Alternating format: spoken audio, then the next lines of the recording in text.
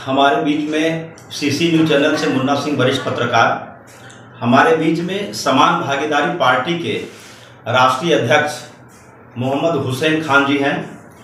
आप अगर आपकी सरकार बनती है जी, तो आपने क्या सोच रखा है? देखिए हमारी सरकार बनेगी जो यूडी हमने बनाया है जी, यूनाइटेड डेमोक्रेटिक अलायंस।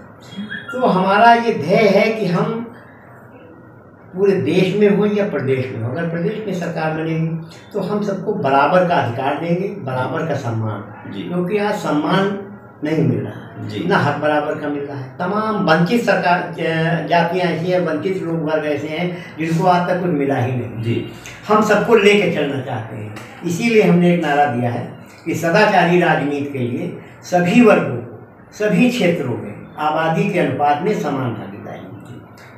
और भाजपा सरकार भी तो ये बोलती थी कि सबका विकास सबका साथ, लेकिन हमें ऐसा लगता है जी कि आज के डेट में जितनी भी जनता है सारे लोग बिछड़ गए हैं, किसी का साथ तो नहीं लग रहा है आपको?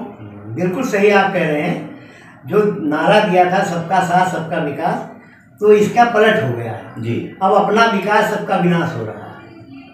तो ऐसा नहीं होना चाहिए। अगर ऐसा होगा तो जो सरकार बना रहा है, बना तो जनता रही है जी, बना तो अन्नदाता रहा है ना, किसान बना रहा है, नौजवान बना रहा है, महिलाएं सब मिल के बना रहे हैं। अच्छा, कुछ आप ये कहना चाहेंगे, जैसे भाजपा का ये संदेश पहुंचता है भारत माता की जय। जी, भारत माता ये जो धरती माता है, तो इनकी सबसे ज्यादा देख रेख करने वाला किसान है। बिल्कुल बिल्कुल। आज सालों से वो बॉर्डर पे पड़ा हुआ है, सालों से धरना दिया है।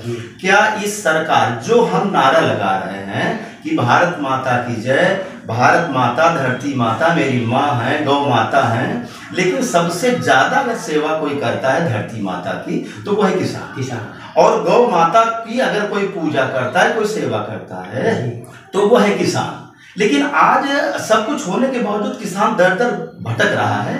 आपका क्या इसमें कहना है? देखिए हमारी राय है, और अगर हम लोग सरकार में आएंगे तो हम बता रहे हैं कि सबसे पहले हमको सबको बराबर का हक और इंसाफ देना जी। देखिए हम सब किसान हैं और किसान के बेटे हैं। किसानी हमारा लोगों का 80% 90% भारत देश कृषक प्रधान है, किसानी का देश है। किसान ही सब अन्नदाता है, वही सबके लिए सब कुछ कर रहा है। धरती से सोना उगला रहा, वही अन्न जो सोना ही है, जीवन है हमारा। तो अब उनको देना या ना देना ये तो अन्याय है, जुल्म है जी। किसानों के साथ जुल्म है। क्योंकि अगर हम सरकार में आए तो अगर कोई है या नहीं है, लेकिन वो हमारे लिए सब एक बराबर है और समानता का अधिकार होना चाहिए। तो समानता का अधिकार नहीं है। नारा तो दिया था सबका साथ सबका विकास, लेकिन आज वो अपना विकास और सबका विनाश कर रहे हैं जी। तो ये अन्याय है, जुल्म है, और किसान के ऊपर ही तो सब कुछ निर्भर है।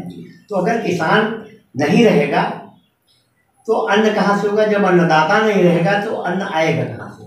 हम खाएंगे क्या? देशवासी क्या खाएंगे? देश का विकास कैसे होगा? कैसे एक दूसरे के जो पूरक हैं हम लोग, तो वो कहाँ चल पाएंगे? पूरक हो जाएंगे, गलत हो जाएगा।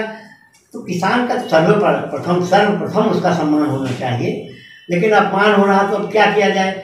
अच्छा, गलतियां हैं, जनता की भी गलती है, देशवासियों की गलतियां कि हमने भ्रमित होकर, लोगों ने भ्रमित किया किसानों को, नौजवानों को, हमको, सबको, पूरे देशवासियों को। तो भ्रमित करके सत्ता में तो आ गए। विश्वास किया जनता ने, और विश्वास करने के बाद ताज पहनाया। तो जनता जब पहना सकती है तो जनता ताज सर से हटा भी सकती है, उतार भी सकती है, ऐसा नहीं है। और समय आ गया है, ऐसा नहीं है, समय भी आ गया है 2022 और 2024। अगर जनता ने अच्छाइयाँ की हैं तो जनता अच्छाई का बदला भी लेगी। अगर सरकार बनाया है तो सरकार गिरा भी सकती है। वो तो सब वोट का खेल है। जनता भ्रमित हो गई, विश्वास कर लिया, अब जनता भुगत रही है। भाई गलती हम सब की है, किसानों की, नौजवानों की, देशवासियों की गलतियाँ तो हो ही है, लेकिन वो अपने जानबूझ के तो नहीं किया। विश्वास के साथ विश्वास